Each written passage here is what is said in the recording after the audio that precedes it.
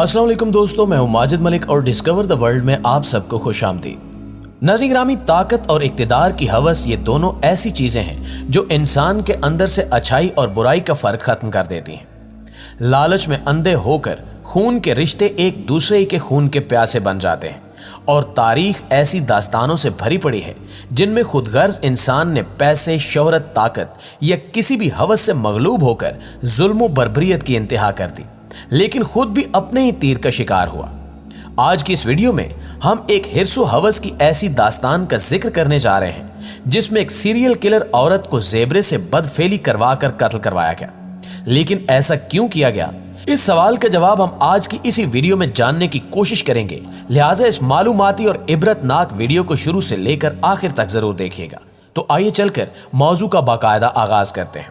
प्यारे साथियों, पैकिस रोमाना वो जमाना था जब रोमन एम्पायर में रावी हर तरफ चैन ही चैन लिखता था।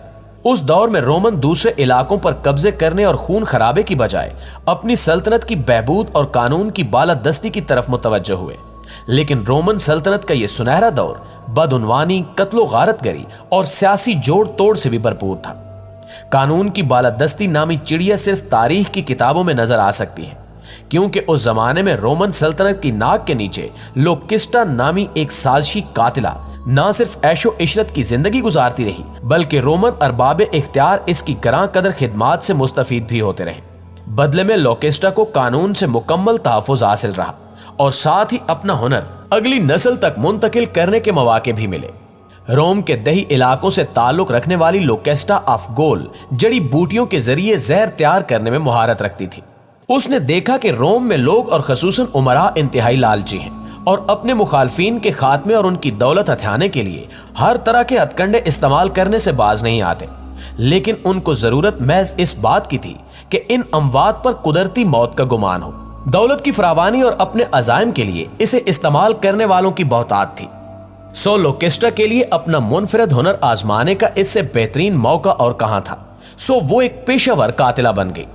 इसके जहर से मरने वालों पर कुदरती मौत का गुमान होता और इस तरह वो और उसके क्लाइंट कानून की गिरफ्त से बचे रहते।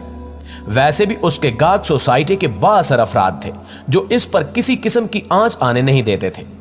इस बेरहम शातिर कातिला ने अपनी जिंदगी सैकड़ों जड़ी बूटियों से जहर कशीद करने और दर्जनों अफराद को मौत के घाट उतारने के लिए वक्फ कर दी। इसने मशरूम से लेकर इंसानी खून तक को अपने मोहलक तजर्बात के लिए इस्तेमाल किया और अपने हुनर की बदौलत लोकेस्टा जल्द ही आला तबके में इतनी मकबूल हो गई कि एक दिन उसे शाही महल से भी खुफिया बुलावा आ गया। ये वो जमाना था जब शहनशाह क्लाडियस की चौथी बीवी एग्रिपीना अपने बेटे नेरो को रोम का शहनशाह बनाना चाहती थी और इसके लिए क्लाडियस को रास्ते से हटाया जाना जरूरी था और साथ ही इसकी मौत का कुदरती लगना भी जरूरी था। लिहाजा ये काम लोकेस्टा के सिवा और कौन कर सकता था। एग्रिपीना ने लोकेस्टा को बताया कि शहनशाह मशरूम्स के शौकीन हैं, चुनांचे मशरूम के जरिए क्लाडियस को जहर देने का मंसूबा बनाया गया। उस मंसूबे को कामयाब बनाने के लिए शहनशाह के खादमों को रिश्वत देकर छुट्टी दे दी गई और मलका ने अपने हाथों से वो जहरीले मशरूम शहनशाह की खिदमत में पेश किए, जिन्हें खाते ही क्लाडियस की हालत गैर हो गई। मलका ने बनावटी घबराहट का मुजाहरा करते हुए बादशाह को संभालने की कोशिश की, लेकिन ला हासिल। जहर अपना काम कर चुका था। शहनशाह क्लाडियस मर गया और इसकी जगह नीरो को रोम का बादशाह बना दिया गया। इस तरह लोकेस्टा के काले कारनामों में एक और कारनामे का इजाफा भी हो गया। लेकिन दोस्तों, कहानी यहीं पे खत्म नहीं होती, बल्कि एक साल बाद लोकेस्टा को एक कत्ल के जुर्म में मौत की सजा सुनाई गई। लेकिन इस बार इसको बकलम खुद शहनशाह नीरू ने बचा लिया। लोकेस्टा पर यह मेहरबानी उसकी पुरानी खिदमात के सिले में नहीं हुई थी, बल्कि शहनशाह नेहरू अपने एक मुखालिफ को ठिकाने लगवाना चाहता था, जो दरअसल मकतूल शहनशाह क्लाडियस का असल वारिस भी था। नीरू को अपने 14 साला सौतेले भाई ब्रांटिक्स से खतरा लाक था। लिहाजा इसका वाहिद हल यही था कि ब्रांटिक्स को अपने बाप क्लाडियस के पास पहुंचा दिया जाए। चुनांचे ब्रांटिक्स की कुदरती मौत के लिए भी एक मंसूबा तैयार किया गया। मंसूबा यह था कि ब्रांटिक्स को रात के खाने के दौरान जहरीली शराब दी जाएगी। ये एक बेहतरीन मौका था, क्योंकि उस वक्त शाही खानदान के दीगर अराकीन भी बतौर गवाह मेज पर मौजूद थे। उनकी नजरों के सामने ब्रांटिक्स ने जहरीली शराब का घूंट भरा और थोड़ी ही देर बाद जमीन पर गिर कर तड़पने लगा। नेहरू ने यह कहकर मेहमानों को मुतमिन कर दिया कि ब्रांटिक्स को मिर्गी के दौरे पड़ते रहते हैं। मेहमान नेहरू के इस विजात से मुतमिन हुए हों या नहीं, लेकिन उस वक्त किसी में इतनी हिम्मत नहीं थी कि बादशाह की मर्जी के खिलाफ दर्द से तड़पते ब्रेंटिक्स की मदद कर सके। चंद घंटों बाद ब्रेंटिक्स ने दम तोड़ दिया और रातों रात उसकी आखिरी रसूमात भी अदा कर दी गई। अब नेहरू के रास्ते का आखिरी कांटा भी निकल चुका था और यह सब भी लोकेस्टा की मदद से ही मुमकिन हो सका था। वो एक कीमती असासा थी, चुनांचे उसकी भरपूर पजीराई की गई, इनामो इकराम की बारिश की गई, जागीरें अता की गई और तमाम इल्जामात से बरी कर दिया गया। किस्मत की देवी मुसलसल लोकेस्टा पर मेहरबान थी। उसका हुनर सियासी मकासद के लिए इस्तेमाल किया जाता। शाही कारनामे के बाद वो मजीद मशहूर हो गई और इतनी ही मसरूफ भी। उसने एक स्कूल का आगाज किया जहां जड़ी बूटियों और इनके जहरीले असरात की तालीम दी जाती। बादशाह की सरपरस्ती में इसका कारोबार खूब चमक रहा था, लेकिन यह शान शौकत बहुत अरसा कायम न रही, क्योंकि हर अरूज को जवाल है और इसी तरह लोकेस्टा के जवाल का दिन भी आ ही गया, जब बिल आखिर रियासत में नेहरू के खिलाफ बगावत हो गई और नेहरू को जान बचाकर भागना पड़ा। फरार से पहले लोकेस्टा ने बतौर आखिरी खिदमत नेहरू के लिए एक खास जहर तैयार किया जिसे बवक्त जरूरत इस्तेमाल किया जा सके, लेकिन ऐसी किस्मत खराब कि अफरा तफरी के आलम में नेहरू वो जहर अपने साथ रखना भूल गया।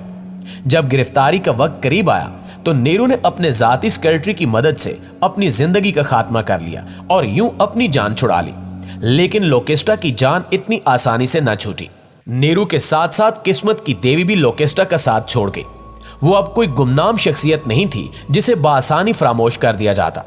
उस पर लातादाद कत्ल के इल्जामात थे और फिर नेहरू की मौत के महज 1 साल बाद सन 69 ईस्वी में उसे गिरफ्तार कर लिया गया और कातला और जादूगरनी करार देते हुए उसे फौरन मौत की सजा सुना दी गई।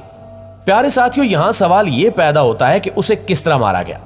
इस हवाले से हमें तारीख में 2 रिवायात मिलती हैं और ये दोनों तरीके ही इतने दर्दनाक हैं कि सुनने वालों की रूह तक कांप जाती है। जैसा कि एक रिवायत के मुताबिक उसे जेबरे की मदद से हलाक किया गया। अब आप सोच रहे होंगे कि जेबरे ने उसे कैसे मारा होगा, लिहाजा आपको बताते चले कि जब बादशाह को मालूम हुआ कि इस लड़की ने सैकड़ों लोगों को बेदर्दी से कत्ल किया है, तो बादशाह ने इसको बेदर्दी से मारने का प्लान बनाया।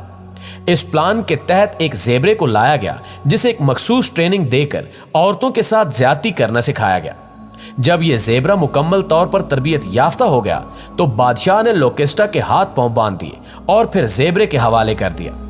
कहा जाता है कि जेबरे ने लोकेस्टा के साथ जिनसी ज्यादती शुरू कर दी और यह जिनसी ज्यादती उस वक्त तक जारी रखी जब तक लोकेस्टा तड़प तड़प कर मर नहीं गई।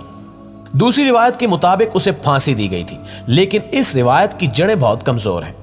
प्यारे साथियों, यूं तो लोकेस्टा मर गई, लेकिन तारीख में इसका नाम हमेशा के लिए एक नाकाबिले मुजम्मत कातिला के तौर पर महफूज हो गया। गौर कीजिए कि लोकेस्टा जैसे किरदार तारीख के हर दौर में मौजूद होते हैं जिनका इस्तेमाल जाती मकासद के लिए किया जाता है और बाद में इनका भी वही असर होता है जो कभी इनके शिकार का होता था। लोकेस्टा जब तक बाअसर हलकों के काम आ सकती थी तब तक उसे कानून से मुकम्मल तहफ़्फ़ुज़ फराहम किया गया, और जब एक एक करके तमाम अफराद उसके जरिए राह से हटा दिए गए तो उसको भी अपने अंजाम तक पहुंचा दिया गया। वाज़ेह है कि इसकी इब्तिदाई जिंदगी के बारे में ज्यादा तफसीलात मौजूद नहीं है और जो कुछ कदीम लिटरेचर में मौजूद है वो फिक्शन का हिस्सा है। बाज तारीखदान लोकेस्टा ऑफ गोल को इंसानी तारीख में रिकॉर्ड की गई पहली सीरियल किलर भी मानते हैं। जी तो मुअज़्ज़िज़ दोस्तों, ये थी हमारी आज की वीडियो।